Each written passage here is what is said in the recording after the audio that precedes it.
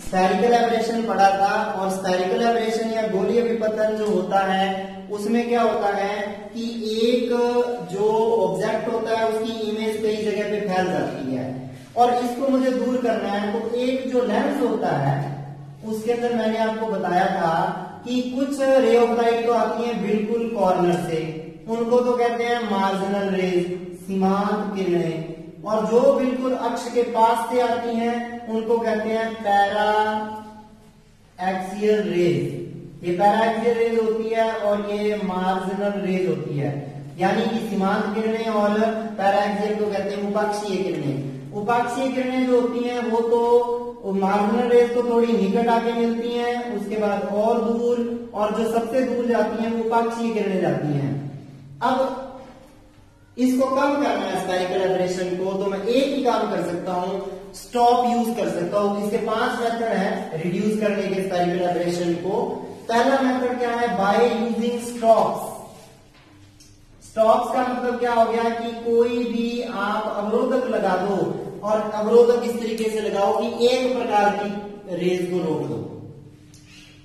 इससे इमेज जो बनेगी वो ब्लर तो हो जाएगी, थोड़ी इमेज की इंटेंसिटी कम हो जाएगी कि कहां को सारी की सारी किरणें पहुंचनी थी, कहां पर आधी पहुंच रही हैं, तो उसकी इंटेंसिटी तो कम हो जाएगी, कमी है इसकी, लेकिन ठीक रहेगा। मैं मार्जिनल रेज को रोक दूं, अगर मार्जिनल रेज को रोक दूं तो यहां ऐसे एक लगा दिया, ओनली पैरा एक्सियल रेज जाएंगी, मार्जिनल रेज नहीं जाएंगी।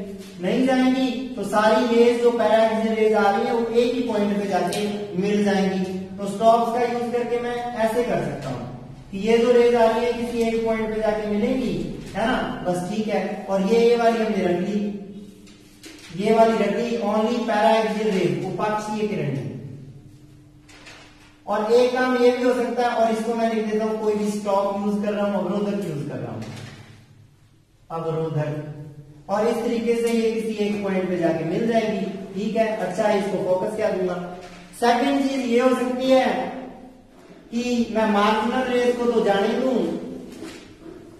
मार्जिनल रेज को तो जाने दूं और पैरा एक्सियल रेज को रोक लूं, तो मार्जिनल रेज थोड़ा निकट आके मिलती हैं, यहां आके मिल जाएंगी। मार्जिनल रेज यहां पे स्टॉप लगा दिया ब्लू कलर का, तो ये हो सकता है। और मार्जिनल रेज को मैंने क्या कर दिया, जाने दिया, मार्जिनल रेज को जाने दिया।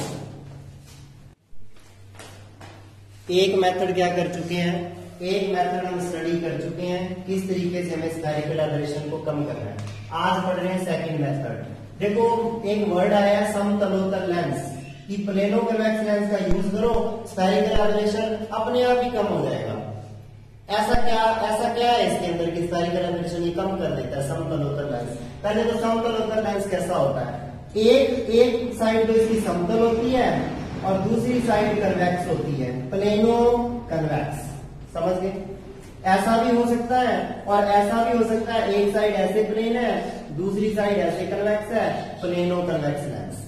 ठीक है, ये जो लेंस है ये क्या है, समतलोत्तर लेंस है। ऐसा यूज कर लो तो भी ठीक है, ऐसा यूज कर लो तो भी ठीक है। ऐसा क्या है इसमें, इसको यूज करें स्फेरिकल एब्रेशन कम हो जाता है। इसका कारण क्या है, देखो स्फेरिकल एब्रेशन जो होता है ना,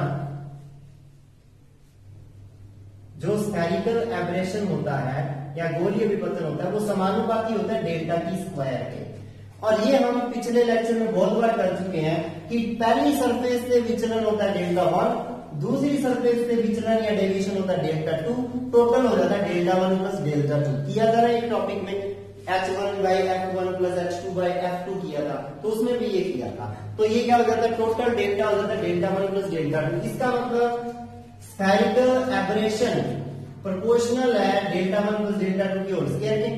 क्यों, क्योंकि डेल्टा होता है डेल्टा 1 प्लस डेल्टा 2। अब डेल्टा 1 पहली सरफेस से विचलन है। अब इसको समझो कैसे, मान लीजिए कोई रे ऑफ लाइट ऐसे आ रही है और ये रे कौन सी है, मार्जिनल रेज है ना, बिल्कुल एंड पे आ रही है। ये कौन सी रेज है, मार्जिनल रेज। अब मार्जिनल रेज किसी एक पॉइंट पे टच करेंगी, ठीक है। और जो दूसरी होती है यहां जो आती है पैरा एक्सियल रेज, ये जो बिल्कुल यहां आ रही है ये पैरा एक्सियल रेज। ये सीमांत किरणें हैं, ये उपाक्षीय किरणें हैं, paraxial rays. Paraxial rays एक जगह पे टच करती हैं, अलग जगह पे। लेकिन अगर ये लेंस यूज करें ना तो मार्जिनल रेज भी एक ही पॉइंट पे आती है, पैरा एक्सियल रेज भी थोड़ा सा ही आगे जाती हैं, ज्यादा फर्क नहीं पड़ता। मैंने थोड़ा सा ही आगे बनाया है, ज्यादा फर्क नहीं पड़ता। ऐसा ही इस केस में कर सकता हूं। मार्जिनल रेज और पैराएक्सियल रेज जो होती हैं वो लगभग एक ही पॉइंट पे जाके क्या करती हैं, टच करती हैं, ज्यादा दूर नहीं। थोड़ा सा आगे बनाया, थोड़ा सा पीछे। ये फोकस है मार्जिनल रेज का, ये फोकस है पैराएक्सियल रेज का, ये फोकस है सीमांत किरणों का, ये फोकस हो गया उपाक्षी किरणों का। बहुत पास करके तो ये लेंस यूज करें। क्यों? क्योंकि इस लेंस की दोनों सरफेस जो होती है ना वो समान विचलन पैदा करती हैं, सेम डेविएशन। पहली डेल्टा 1 और दूसरी डेल्टा 2 कर रही है। डेल्टा 1 डेल्टा 2 इनके लिए लगभग बराबर होते हैं।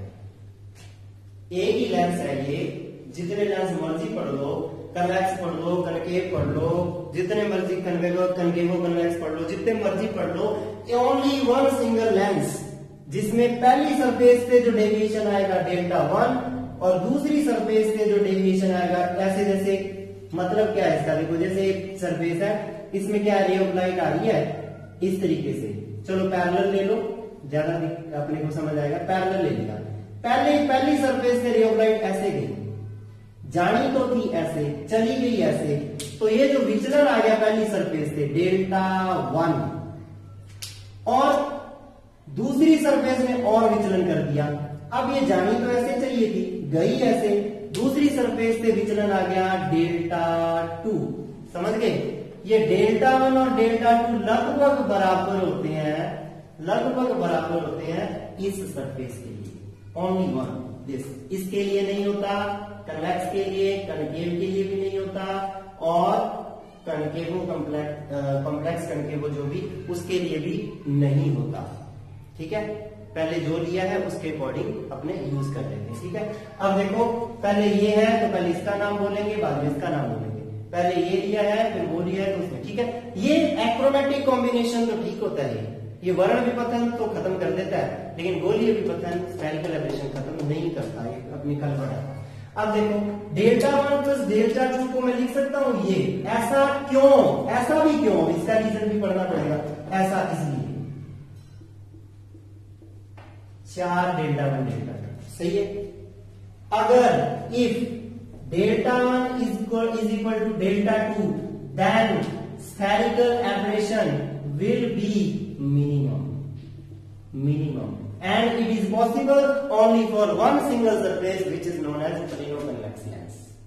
One single lens इस चीज को फॉलो करता है। ये हो गया सेकंड मेथड। स्फेरिकल एब्रेशन को कम करने के दो मेथड हो गए, अभी दूसरा मेथड ही अपने किया है। अब तीसरा मेथड पढ़ेंगे बाय यूजिंग एप्लेनेटिक लेंस, अभिपति लेंस का उपयोग करने पर। एप्लेनेटिक लेंस क्या होता है, जो हमने ऑयल इमर्जन मेथड किया था, तेल इमर्जन विधि की थी, उसमें भी यूज किया था। ये लेंस पता है कैसा होता है, इसकी दोनों सरफेसेस एक जैसी होती हैं, इस तरीके से दोनों सरफेसेस उसकी होती हैं, दोनों ही सरफेसेस एक ही तरफ होती है, दोनों की वक्रता, दोनों का कर्वेचर एक ही तरफ है। समझ गए? देख सकते हो इसका भी सर्कल इधर, इसका भी सर्कल इधर, दोनों का सेंटर इधर, यानी कि दोनों की एक ही वक्रता होती है। और जो पहला सरफेस होता है ना, ध्यान दो, जो पहली सरफेस है ए ओ बी, चलो इसको ले लो ए पी बी, और दूसरी सरफेस है सी क्यू डी। जो पहली सरफेस होती है ना ए पी बी, उसकी सेंटर के ऊपर जब गोला बनाओगे, पूरा स्फीयर बनाओगे, तो उसका सेंटर होगा कहीं यहाँ पे ओ, उसके सेंटर के ऊपर ऑब्जेक्ट को रखा जाता है। ऑब्जेक्ट को सेंटर, इसका सेंटर भी है तो उसको C1 भी कह सकते हो आप। ठीक है, पहले का सेंटर, दूसरा तो और आगे है तो दूसरे का सेंटर तो और पीछे होगा। ठीक है ना, तो पहले के, क्योंकि पहले का सेंटर आगे, दूसरा और बड़ा गोला है, सेंटर आगे चला जाएगा। पहले के सेंटर पे ऑब्जेक्ट रख दिया जाता है। जब पहले के सेंटर पे ऑब्जेक्ट रखते हैं तो एंड में जो इमेज बनती है, एंड में इसको पहले सीधा ही ले जाता हूं मैं यहाँ तक। वैसे तो डेविएशन तो इससे भी होगा, वो दिखा। डेविएशन पहले से होगा क्या, पहले से डेविएशन होगा ही नहीं। पहले से डेविएशन क्यों होगा, क्योंकि ये तो इसके सेंटर पर ही रखा है, और ये तो नॉर्मली होता है, सेंटर से जो ज्वाइन करता है ये, या विलंब होता है, तो विलंब से लाइन करके बिना डेविएशन जाती है। उसके बाद यहां से डेविएशन होगा, यहां से जब डेविएशन होगा उसको पीछे मिला दो। अब ये जरूरी नहीं है कि इसके C2 पे मिले आगे, यहाँ पे इमेज बन जाती है। ये जो इमेज बनती है ये क्या होती है, फ्री फ्रॉम स्फेरिकल एब्रेशन, ये गोलीय विपथन से क्या होती है, पूर्णतः मुक्त होती है। ये तीसरे मेथड को हमने खत्म कर लिया जिसमें मेनिस्कस लेंस लगाते हैं। अब बात करते हैं अपने चौथे मेथड के बारे में, इंपॉर्टेंट रहेगा। इसमें हम यूज करेंगे टू थिन लेंसेज। अब एक बात मैं आपको बता दूं, पिछले मेथड में एक चीज मैंने करवाई दूसरे मेथड में कि अगर मैं प्लेनो कन्वेक्स लेंस यूज करूं, समतलोत्तल लेंस उपयोग करूं तो बहुत अच्छा रहेगा। तो मुझे लगाने भी दो लेंस है, रखने भी कुछ दूरी पर है, तो मैं उत्तल लेंस क्यों लूं जब उनका घाटा है हमें। तो मैं क्या ले लेता हूं, कन्वेक्स लेंस की बजाय मैं दो प्लेनो कन्वेक्स लेंस ही ले लूं तो और भी अच्छा हो जाएगा। तो दो क्या करता हूं, प्लेनो कन्वेक्स लेंस ही लेता हूं, ठीक है ना। दो प्लेनो कन्वेक्स लेंस ही लेता हूं जिनकी क्या है, दोनों जो कन्वेक्स सरफेस है वो ऑब्जेक्ट की ओर होगी। अब देखो इस तरीके से लिया। अब बात सीधी सी है, जो रे ऑफ लाइट आ रही थी सीधी, यहाँ आप ऑब्जेक्ट इमेज करके बना सकते, कोई दिक्कत नहीं है। जो रे ऑफ लाइट सीधी आ रही थी इस तरीके से, उसको जाना तो ऐसे था, जो यहाँ से h1 हाइट पर आ रही थी लेकिन वो यहाँ से डेविएट हो गई इस तरीके से, कितने एंगल पे, Δ1 एंगल पे। और आपको पता है Δ1 कितना होता है, h1 बाय f1। और जब यहाँ पे पहुंच चाहिए तो जानी चाहिए कि ऐसे बिल्कुल सीधी, इसको बिल्कुल जाना चाहिए था, क्या सीधा जाना चाहिए था, लेकिन ये सीधा नहीं गई। पॉइंट f1 पहले का फोकस हो गया ना, पहले का फोकस दूरी f1 है, तो यहां से जब आप O1 से मेजर करोगे इस दूरी को तो वो f1 आएगी यहां तक। ये पॉइंट है O2, ठीक है। अब देखिए लेकिन वो मुड़ गया ऐसे मुड़ गया पॉइंट F पे। ये पूरे सिस्टम का फोकस है। ये एंगल हो गया Δ2, इसको पीछे बढ़ा दिया, ये Δ1 ये Δ2, ये हो गया डेल्टा, जिसको लिखोगे Δ1 प्लस Δ2। इतना डायग्राम हमें आता है।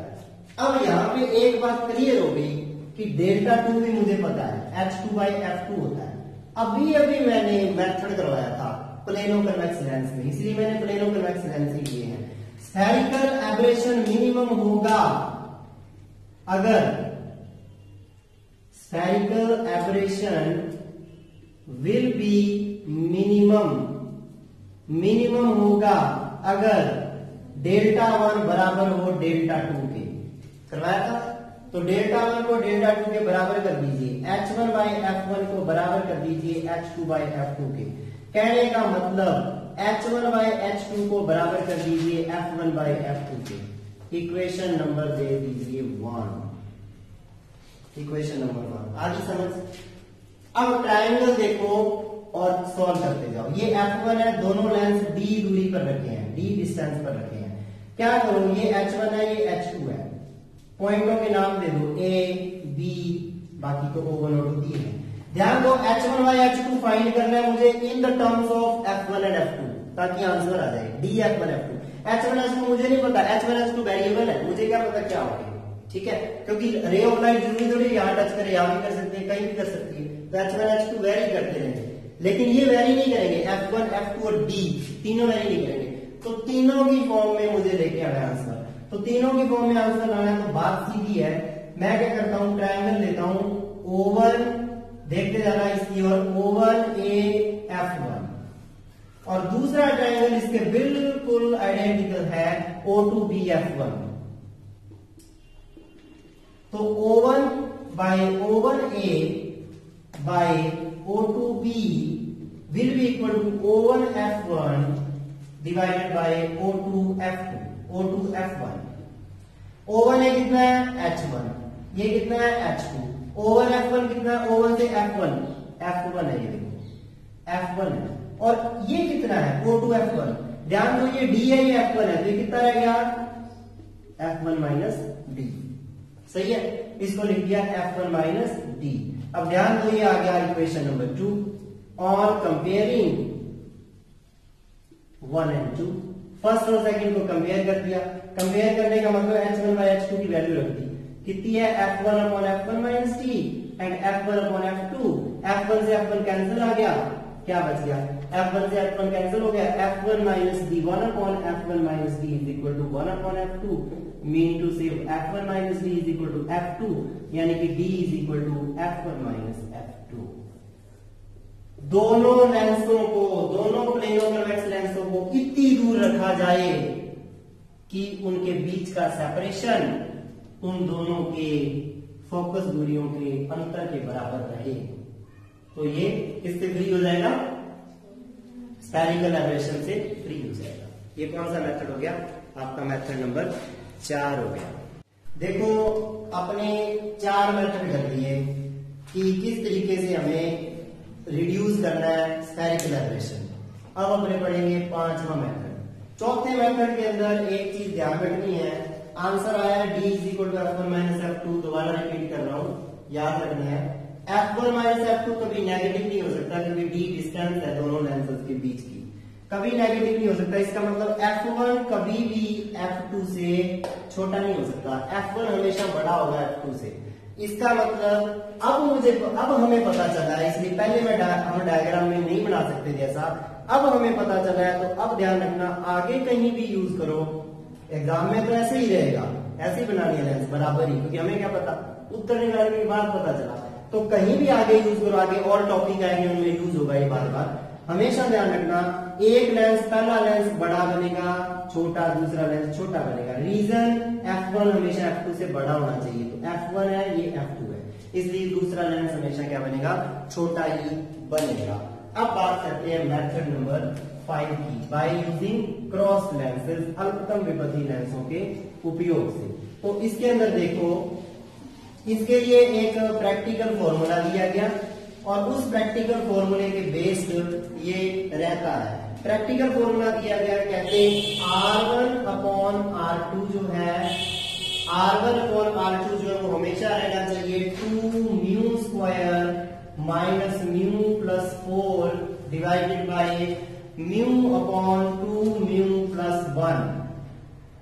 ये फॉर्मूला आपको याद कर लेना है कि R1 अपॉन R2 अगर इतना है लेंस के लिए, लेंस की 2 सतह होती है ना, एक ये, इसकी त्रिज्या R1 इधर से जाके बढ़ेगा, एक ये इसकी त्रिज्या R2, इसको देख लो, ये R1 ये R2, कोई भी लेंस है, हर लेंस के लिए जो R1 बाई R2 है ना, वो हमेशा रहना चाहिए ये। और मुझे पता है सारे लेंस बने होते हैं कांच के, तो ग्लास के लिए या कांच के लिए क्या होगा, फॉर ग्लास म्यू हो जाता है 1.5, म्यू को 1.5 कर दीजिए। जब म्यू को 1.5 करता हूं और इसको करता हूं सॉल्व,